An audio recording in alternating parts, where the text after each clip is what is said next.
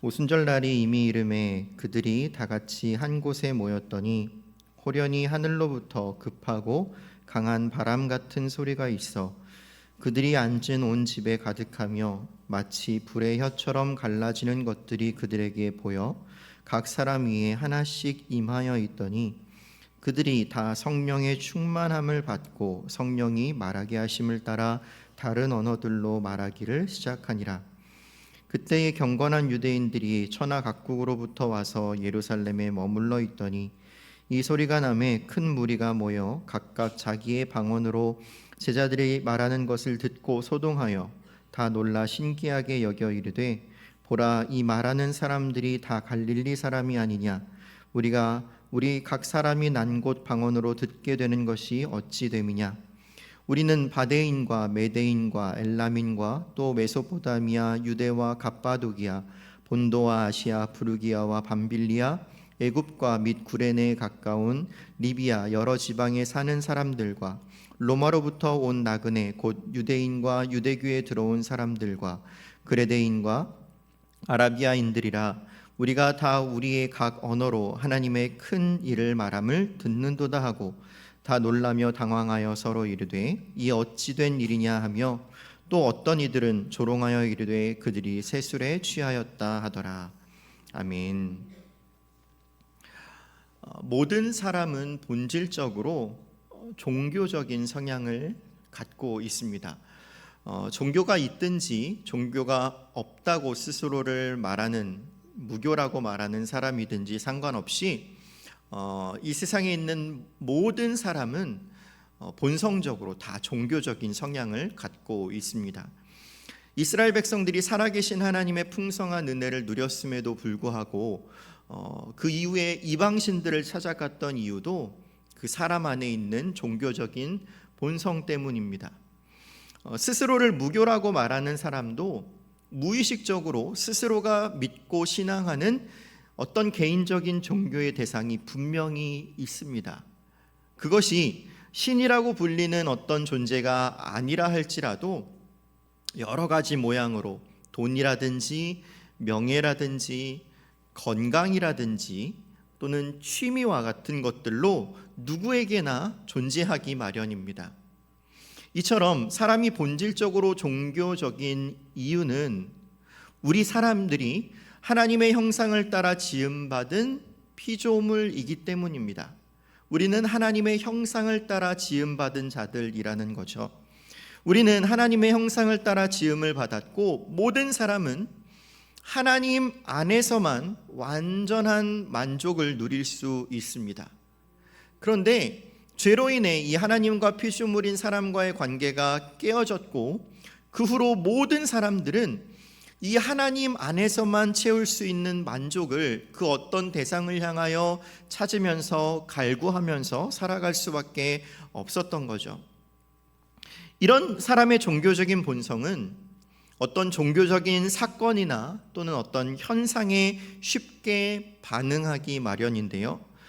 바른 믿음을 가지고 있는 교회들은 사실 그런 현상들이 조금 덜하지만 예를 들어서 안수 기도를 했는데 병이 나았다던가 또는 귀신 들린 것 같은 사람이 제 정신으로 돌아온다고 하는 이 어떤 현상, 그 현상 자체에 사람은 어떤 매력을 느끼기 마련입니다. 왜냐하면 사람은 종교적인 존재이기 때문이죠.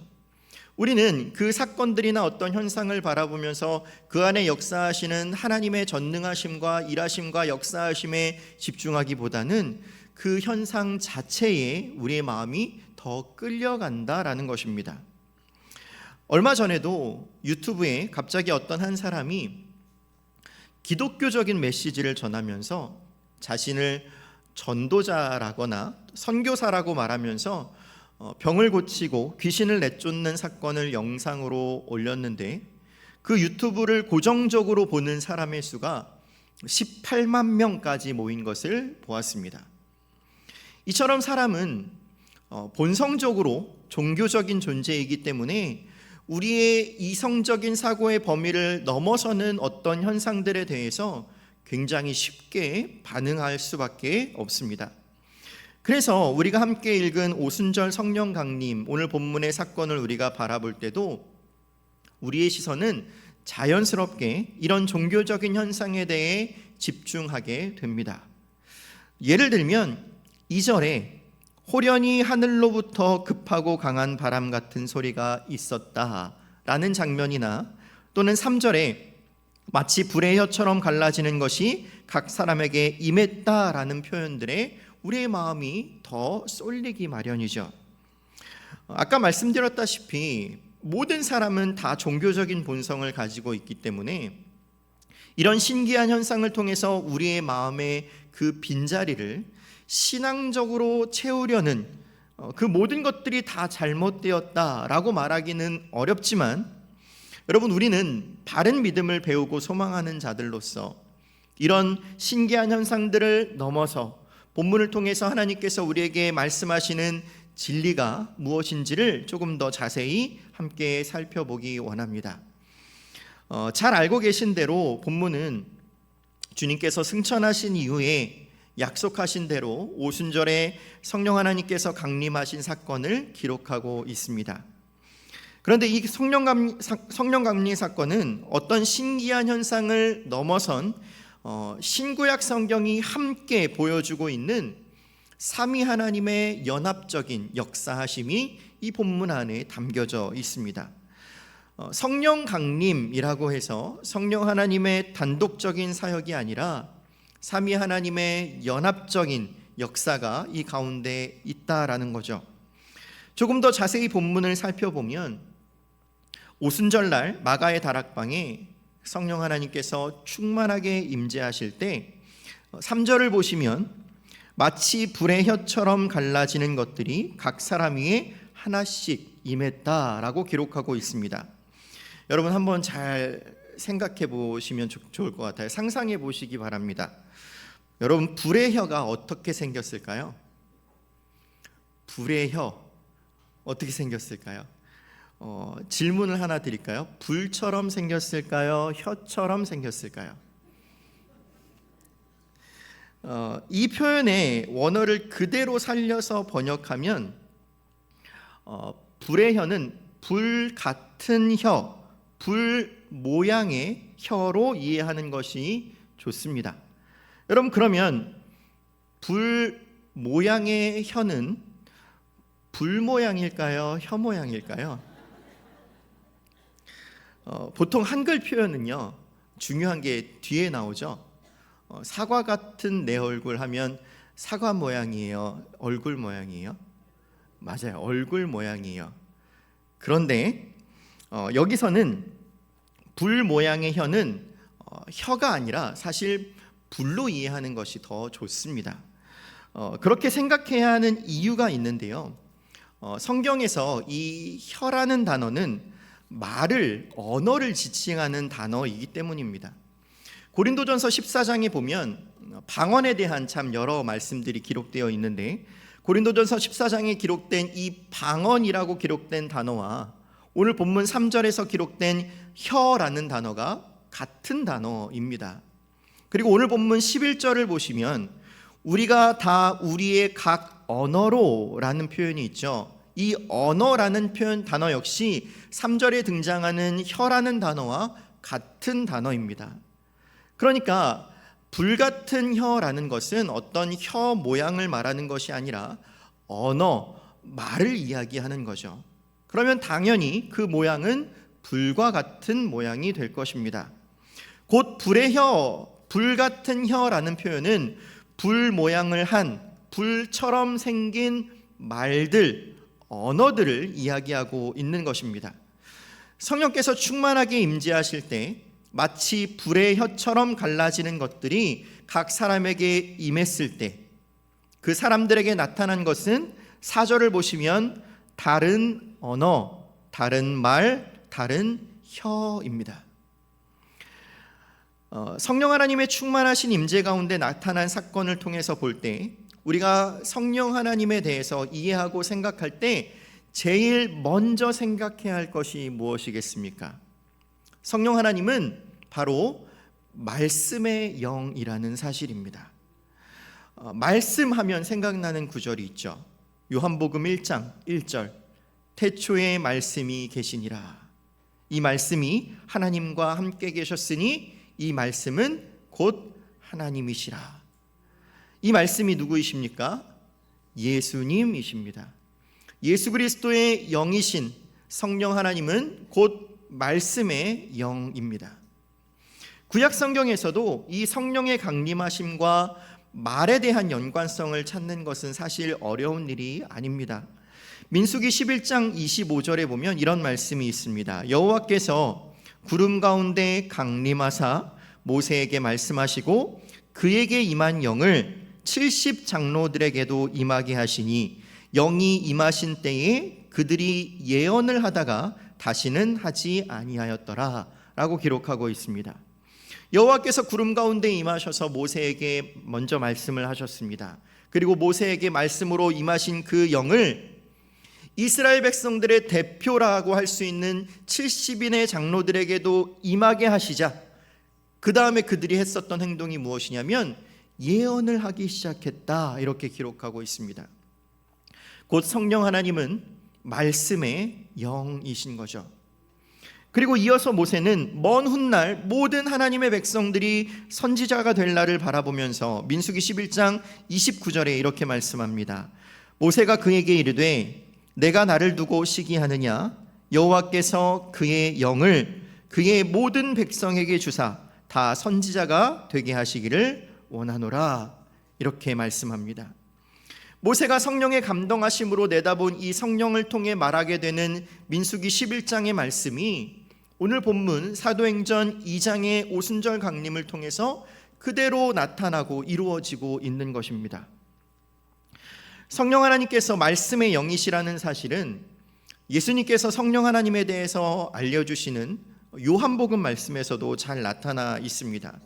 예수님은 요한복음 14장에서 승천하신 이후에 보내실 성령님에 대해서 소개하시면서 보혜사 곧 아버지께서 내 이름으로 보내실 성령 그가 너희에게 모든 것을 가르치시고 내가 너희에게 말한 모든 것을 생각나게 하시리라 라고 말씀하셨습니다. 예수님께서 보혜사 곧 아버지께서 내 이름으로 보내실 성령에 대해서 뭐라고 설명하셨습니까? 내가 너희에게 가르치고 말한 모든 것을 생각나게 하실 것이다 이렇게 말씀하셨죠. 예수님께서 가르치셨던 것 곧 그 말씀을 생각나게 하시는 분 바로 성령 하나님이십니다. 또한 요한복음 16장 13절은 그러나 진리의 성령이 오시면 그가 너희를 모든 진리 가운데로 인도하시리니 그가 스스로 말하지 않고 오직 들은 것을 말하며 장래일을 너희에게 알리시리라 이렇게 말씀하고 있습니다. 곧 성령 하나님은요 성부 하나님 그리고 성자 하나님과 따로 일하시는 독자적으로 일하시는 분이 아니라 예수님께서 말씀하신 것을 받아서 그대로 말씀하시는 하나님의 영이십니다. 여러분 우리가 성령 하나님을 생각할 때 가장 먼저 떠올려야 할 것 그리고 본문이 우리에게 말씀하고 있는 바는 곧 성령 하나님은 말씀의 영이시라는 사실입니다. 우리 안에 말씀을 통하여 역사하시는 하나님, 말씀이 우리에게 반응할 수 있도록 우리 속에서 적용하시는 하나님, 그 성령 하나님을 날마다 소망하시고 의지하시는 우리 모든 성도님들이 되시기를 간절히 소망합니다. 성령께서 말씀의 영으로 임하셨다라는 사실을 오늘 본문 바로 뒷부분에서도 확인할 수 있는데요. 우리가 함께 읽은 13절 바로 다음 절인 14절을 보시면 이 놀라운 사건 이후에 베드로 사도가 설교를 하기 시작합니다. 14절에 베드로가 11사도와 함께 서서 소리를 높여 이르되 유대인들과 예루살렘에 사는 모든 사람들아 이 일이 너희로 알게 할 것이니 내 말에 귀를 기울이라 이렇게 말씀합니다. 이 일을 너희로 알게 할 것이다. 어떻게 지금 이런 놀라운 임재와 은혜가 임했는지를 내가 설명해 주겠다라고 하면서 베드로 사도가 구약의 두 본문을 인용하며 설명하는데, 첫 번째 말씀은 요엘서 2장 말씀입니다. 본문 2장 17절부터 21절에 기록된 말씀인데, 베드로 사도는 이 성령 강림 사건이 바로 요엘서의 성취라고 말씀하고 있어요.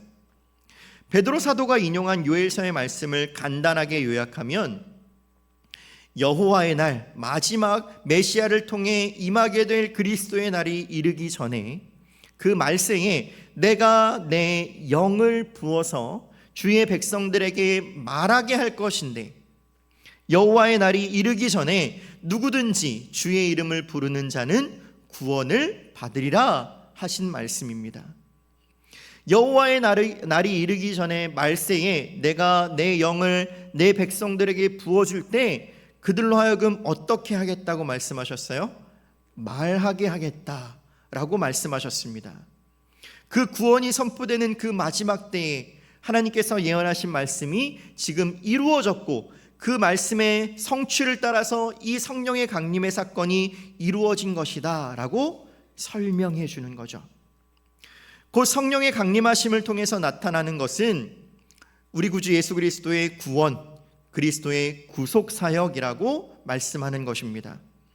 그 다음으로 두 번째로 베드로는 25절부터 다윗의 시편을 인용하면서 27절 말씀에 이는 내 영혼을 음부에 버리지 아니하시며 주의 거룩한 자로 썩음을 당하지 않게 하실 것이미로다 라고 하면서 주님의 부활하심을 설교하고 있습니다. 베드로 사도는 성령 강림 이후에, 직후에 지금 이 놀라운 일들이 어떻게 일어난 것인가를 설명해 줄게 라고 말하면서, 이 놀라운 하나님의 성령의 임재하심은 요엘서에서 말씀하신 그 예언이 성취되어 일어난 일들이며, 또한 그리스도의 부활하심을 통하여서 우리에게 적용되는 사실이라는 것을 말씀하고 있는 것입니다. 설교 서두에 말씀드렸던 것처럼 사람의 종교적인 성향은 어떤 신기한 현상이나 표적에 집중하기 쉽지만, 성경은 이 놀라운 사건, 이 놀라운 일들이 다 예수 그리스도를 통해 이미 말씀하셨던 것과, 또한 구약을 통해서 하나님께서 예언하셨던 일들이 이루어진 이름을, 또한 주의 십자가로 완성되었고 부활하심으로 온전케 되었다는 그 사건의 결말임을 우리에게 말씀하고 있습니다.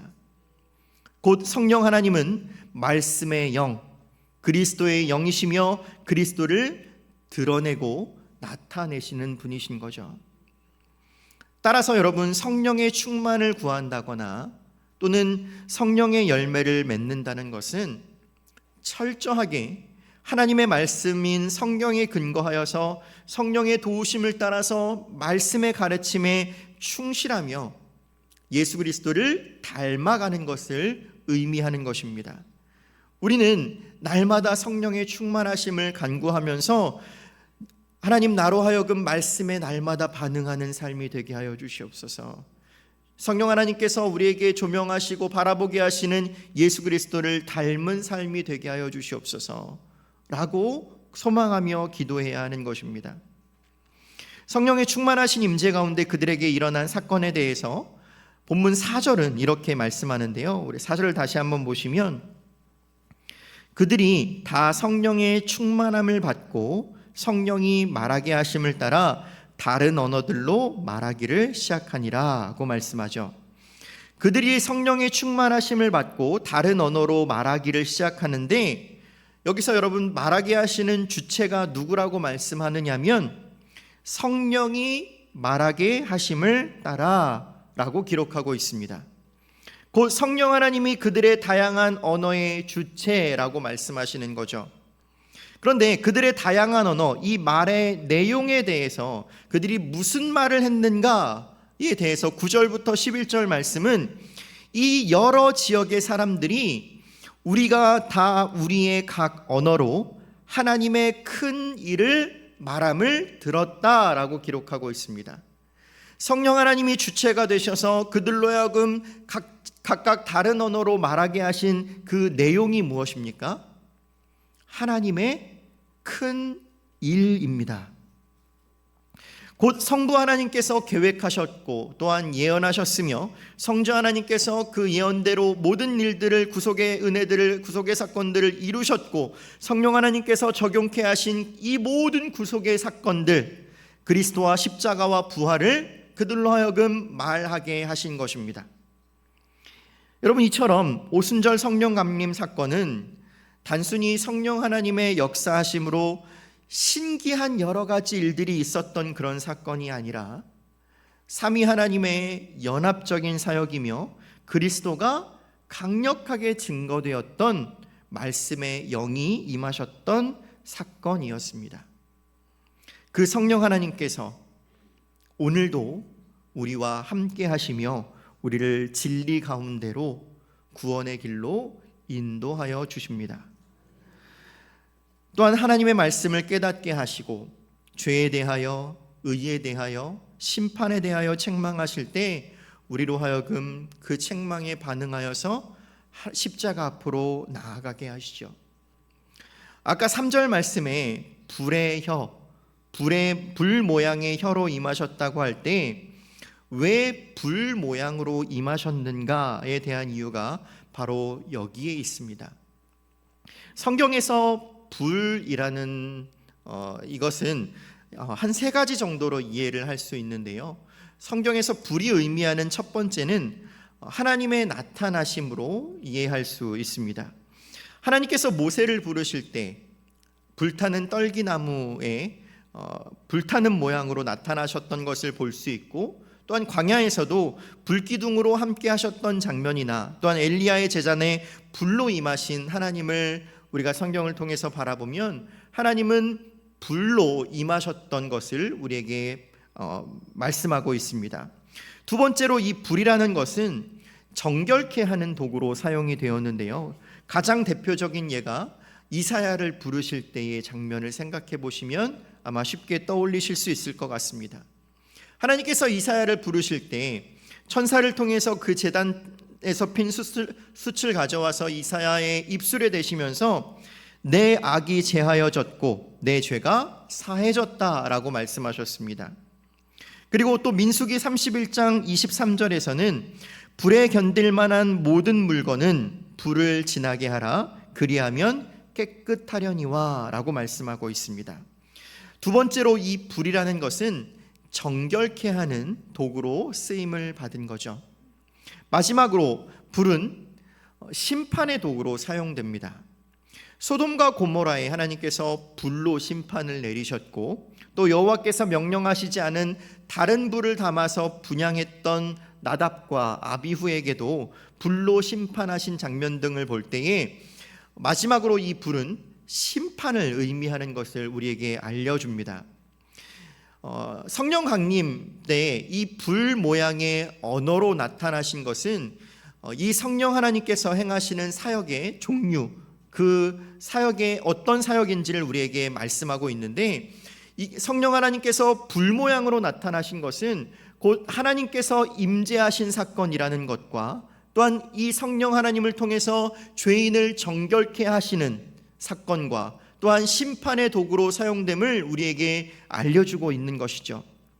성령께서 불의 혀처럼 임하신 것은 궁극적으로는 말씀의 영이시지만 우리 가운데 함께 하시는 하나님이시며 우리를 정결하게 하시는 하나님이시고, 또한 세상에 대하여 하나님의 진노와 심판을 나타내시는 하나님이심을, 말씀의 영이심을 이 불의 혀라는 표현을 통해서 우리에게 말씀하고 있습니다.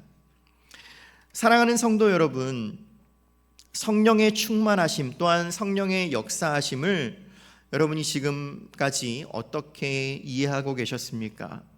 성령 하나님은 우리로 하여금 끊임없이 예수 그리스도께로 인도하시는 하나님이시며 우리와 언제나 함께 계심을 나타내시는, 증거하시는 하나님이시고, 또한 말씀으로 우리를 가르치시는 하나님이십니다. 또한 우리로 예수 그리스도를 닮아 예수 그리스도의 성품을 드러내는 성령의 열매를 맺게 하여 주시는 분이시죠.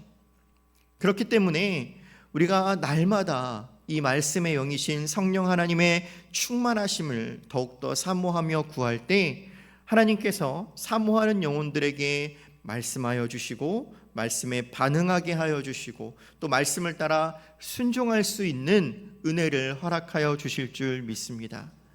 소망하기는 우리 송파제일교회 모든 성도님들이 성령 하나님의 인도하심을 따라서 더욱더 진리의 말씀에 가까이 나아가며 그 말씀을 사랑하고 또 사모하여 읽기를 힘쓸 수 있는 우리 모두가 되기를 간절히 소망합니다. 종교적인 어떤 현상이나 표적에 무의식적으로 반응할 수밖에 없는 이 무분별한 세상 속에서 주의 말씀이 확실하게 증거하시는 성령 하나님에 대한 바른 이해를 통해서 더욱더 풍성한 은혜를 누리시는 우리 모두가 되었으면 좋겠습니다. 마지막으로 성령 하나님을 통해 주시는 은혜에 대한 하나님의 말씀을 읽고 설교를 마치도록 하겠습니다. 고린도전서 2장 9절부터 13절 말씀인데요. 우리 잠시 찾아주시면 제가 대표로 읽겠습니다. 고린도전서 2장 9절부터 13절입니다.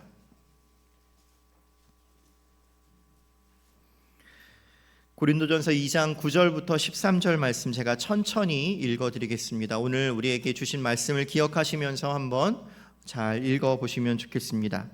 기록된 바 하나님이 자기를 사랑하는 자들을 위하여 예비하신 모든 것은 눈으로 보지 못하고 귀로 듣지 못하고 사람의 마음으로 생각하지 못하였다함과 같으니라. 오직 하나님이 성령으로 이것을 우리에게 보이셨으니 성령은 모든 것 곧 하나님의 깊은 것까지도 통달하시느니라. 사람의 일을 사람 속에 있는 영 외에 누가 알리요? 이와 같이 하나님의 일도 하나님의 영 외에는 아무도 알지 못하느니라. 우리가 세상의 영을 받지 아니하고 오직 하나님으로부터 온 영을 받았으니 이는 우리로 하여금 하나님께서 우리에게 은혜로 주신 것들을 알게 하려 하심이라. 우리가 이것을 말하거니와 사람의 지혜가 가르친 말로 아니하고 오직 성령께서 가르치신 것으로 하니 영적인 일은 영적인 것으로 분별하느니라. 아멘. 우리 안에 거하시는 성령 하나님께서 새롭게 시작된 이 한 주도 하나님께서 은혜로 주신 것들을 깨닫게 하여 주실 수 있기를 소망합니다. 그래서 하나님의 큰 일, 우리 구주 예수 그리스도의 그 구속의 사건을 기억하고 또 의지하며 선포하는 그 복된 삶을 살게 해주시기를 간절히 소망합니다. 성령 하나님께서 우리에게 임하셨고 우리 마음 가운데 영원히 거하시겠다라고 하신 말씀을 기억하시면서 성령의 충만하심을 구하셔서 우리 육체적인 소욕을 거슬러서 성령을 따라 온전히 순종하며 살아가시는 은혜가 우리 모두에게 있기를 간절히 소망합니다.